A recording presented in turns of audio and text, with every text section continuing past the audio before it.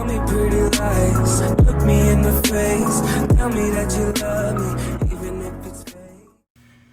Hey gaming fans, so the Mokey channel asked if I could submit a deck for their channel, and I thought, hey, why not? I could work on my Exodia deck that I've been thinking about. And this one, it plays a slight bit different than some of the more common stall builds. This one tries to take a little bit of an aggro approach. But anyways, so to get to the deck, we have obviously the 5 pieces of Exodia. Without those, you don't have a deck. So we'll just put that to the side. And if you pretty much know what these all do. I mean, the limbs do nothing, and having all 5 in your hand, you win the game. So let's get to the deck. So we have 3 Mystic Tomatoes. I think this is pretty standard. You know, you want to get your tomatoes in these decks because, first of all, they deck thin. Second of all, they grab your Sandgan. And third of all, if you really want to, you can actually summon one of these guys to the field.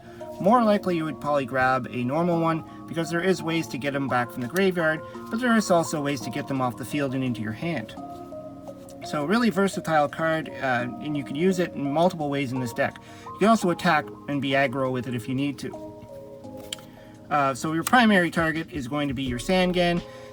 If you run through all your tomatoes, the last target would just be your Sandgan, and this is what's going to search for primarily the head of Exodia, unless you already have it in your hand. So to make up for the fact that we can only play 1 Sandgan, we got 3 Emissary of the Afterlife. Also another card that's you know, a little bit aggressive. It's 1600 attack, so it can run over things like Breaker after it used its token, you know, things like that. It can still be an aggro card. And then for some defense, we do have 3 Big Shield Gardenas. Now these guys, they're immune to cards like Nobleman of Crossout, of course, so if your opponent tries to Nobleman it, it's just going to flip itself face up and negate the card. And then they have a 2600 Defender that they're going to have to deal with. Of course, it does have that downside that if your opponent attacks it, it will go into attack mode, so if they have a secondary monster, you're going to have some problems, but we try to address that in this deck. And then for the last monster, we have 2 Fusler Dragons. So you're probably wondering why I'm running Fusler Dragon in here. Well, the main reason is we're going to try and shut down all monster effects. So we're going to play 3 Skill Drains. Now, Skill Drain's going to work in 2 ways. It's going to work for your Big Shield Gardena, so it will never go into attack mode when it gets attacked. And it's going to turn your Fuslers into 2800 beat sticks. Again, you're going to go a little bit on the aggro side there. So if in a pinch, you know, you can always still set your Fusler Dragon, but once your skill drain is up, your Fusler Dragons are at full power.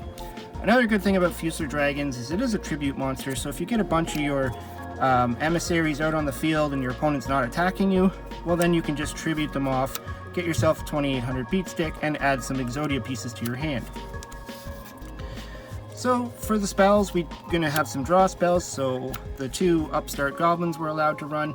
Unfortunately, we're only allowed 2, but it's still better than 1 in the current format of TCG. Then we got our Pot of Greed. Of course, every deck in GOAT format is going to run a Pot of Greed, and a Graceful Charity, more draw power. We're not playing Delinquent Duo, because I don't think it does anything for this deck, but you know, you could run it if you really want to. The thing is, though, you got to worry about your opponent always having a Delinquent Duo, so there's going to be a time where they're going to probably grab a card out of your hand, and it might be an Exodia piece, but there is ways to deal with that in this deck. So one good way is Premature Burial. You can actually, if your opponent gets lucky and Delinquent Duos your Exodia the Forbidden One card, you can Premature Burial it back to the field, and then bounce it back to your hand, so that is a possibility. We also have 3 Last Wills, so when we have our Mystic Tomato or Sandgan or something that we're going to ram into, you can use Last Will, and Last Will can either pull out, you know, it can pull out a Big Shield Gardena, if you have your Skill Drain ready, you can pull out a Sandgan, you can pull out a Mystic Tomato, or like I was just saying, you can pull out a piece, probably one of your normal pieces, your normal Exodia pieces, get it onto the field, so then you can grab it from the graveyard. And then to help out with Last Will 2, we have 1 Metamorphosis. Now Metamorphosis is going to work a couple of ways. You can, in a pinch, if you need to, you can use it to tribute off your Emissary of the Afterlife. You could use it to tribute off a piece of Exodia to bring out the Thousand Eyes Restrict, or you can use it to bring out your Last Warrior from Another Planet if you have one in your fusion deck. So another way to reclaim pieces that might end up in the graveyard is Monster Reincarnation. So you could either use it for that, like if your opponent does hit the Exodia with, a lucky card. So you could just discard one card and then target one monster in your graveyard and add it to your hand. I only put one in this deck. You could max out if you're scared that your opponent really is going to get those pieces into the graveyard. Or, if you want to go on the more build of using Last Wills and stuff to get the pieces into your graveyard as fast as possible. The thing I don't like about it is you do have to discard a card. So if you're going to go that route, probably you want to try and fit in like Sinister Serpent or Thunder Dragons in the build. And then, of course, Heavy Storm, because why not? Your opponent's going to have a lot of face-down cards. You might want to get rid of them, especially if you need to go on the aggro approach. You don't want to run into things that might hurt you. So just Heavy Storm. I'm not playing any other Spell and Trap Destruction. I always find that that's something you could fit into the side deck. So then for some traps, again, call it a Haunted. Just like the Premature Burial, you're going to bring back the cards that you need. Backup Soldier. Now these are the cards that are going to help bring back your pieces if they end up in the graveyard. So don't be afraid to lose these things, because you do play 2 Backup Soldiers, which this trap is, as long as you have 5 monsters in your graveyard, you can return up to 3 non-effect monsters with 1500 or less attack. So that would be your pieces. So if they all end up, if 3 of them end up in the graveyard, I should say, you can just get them all back with this card. So that's going to help you out. Also, if you need to bounce them from the field to your hand, you got 2 compulsories. I was originally playing 3. You could do that too.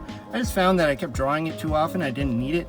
And I'd rather have a little bit more of an aggro approach to get rid of monsters, because I felt that when I was trying it out, I would end up using it on my opponent's monsters. But so I knocked it down to 2. And for the aggro part, we're going to have the 2 Sakuratsu Armors, because we want to get rid of any opposing threats. Chaos is always a problem. You don't want Chaos on the field, because they'll just banish your Sangan, they'll banish your Emissary, and if you were to like pull out a piece with Last Will, they could banish that too. So you got to be careful with the Chaos monsters. And of course, Mirror Force to get rid of that, and Torrential Tribute. So I dedicated a lot of trap space to actually getting rid of monsters off your opponent's side of the field. A little bit of a different approach than just trying to stall out. And then for the, your fusion build, you can grab whatever you think you're going to need, but I just, so far, just grabbed these. You probably also need a level 3. I didn't grab one, but just to cover all grounds, because you do play Sangan, and he's a level 3, and you can metamorphosis into whatever you need, just to get him off the field. But Last Warrior from Another Planet's a good option if you have Fusilier Dragon in your metamorphosis. Because, well, as long as he's on the field, your opponent cannot summon, or nobody can summon monsters. So, he could sit there and stall for a few turns.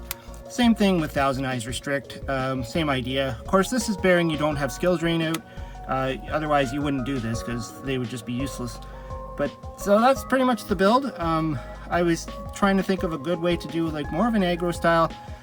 This is not going to be my only build of Exodia. I'm definitely going to do some more builds. I'm going to do the the stall builds and all the fun stuff.